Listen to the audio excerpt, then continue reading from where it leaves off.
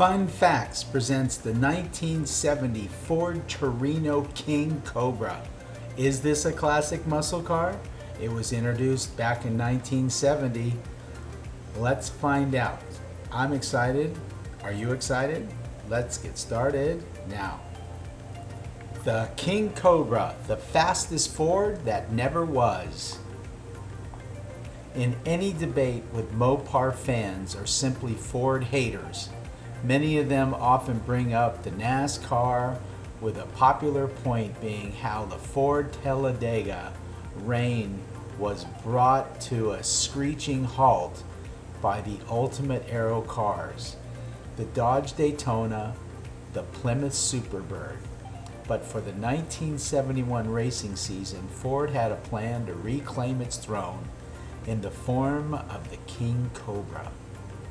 It was specifically designed to take down the Daytona and the Superbird if it ever actually made it to the track.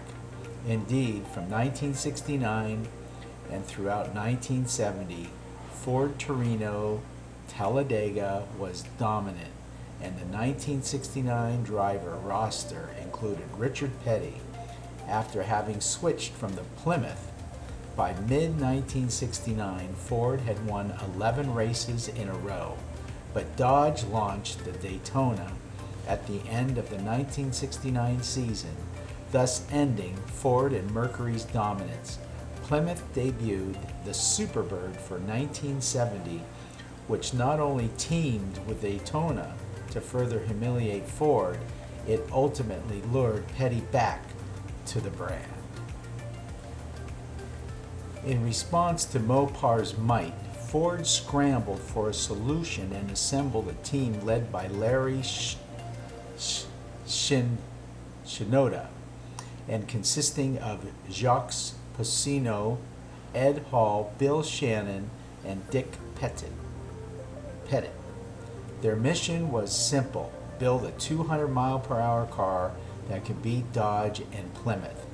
They took the new 1970 Torino, added a new aero kit, and named it the King Cobra. Unlike the Daytona and the Superbird, the King Cobra's front end was all one piece instead of a separate nose cone.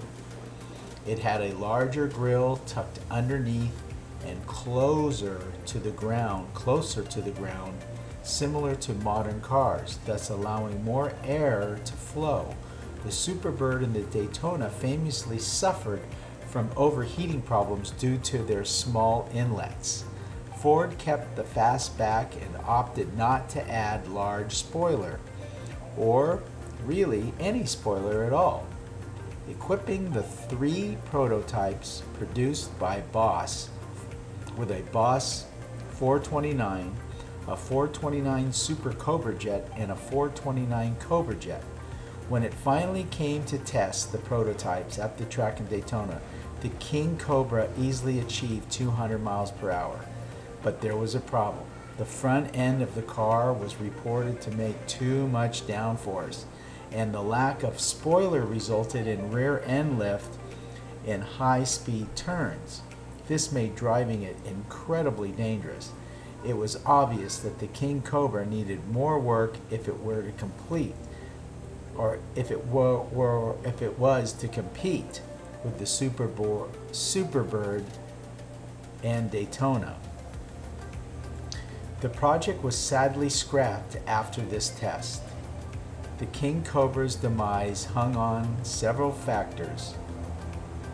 After watching the Daytona test, NASCAR president and founder Bill France increased the requirement from 500 to 3,000 units, which, along with the tires insufficient for the speeds and an engine handicap, effectively ended the aero car era. Another factor was new Ford president Lee Iacocca slashing Ford's racing budget and firing Larry Shinoda back in 1969. In any event, Ford's racing programs were eliminated, and the 1969 Talladega and Mercury Cyclone models were left to compete as 1970 entries in private hands. The three King Cobras remained in Dearborn, Michigan at the plant where they were produced for a time until two were purchased in 1971 by NASCAR team owner Bud Moore for $1,200. The other was sold off separately, and one of Moore's cars was eventually found in a field before being restored. A Mercury version, which for years was believed to be the only legend, was later found in a barn in Indiana. We'll never know what NASCAR would have looked like if the King Cobra had taken to the track in anger. By the time its development was abandoned, Ford had already worked quickly and changes to one example to correct the handling. The story of the King Cobra doesn't necessarily have a sad ending though. They're now worth a pretty penny, with the example shown here having been sold by Meckham Auctions in January for $192,500.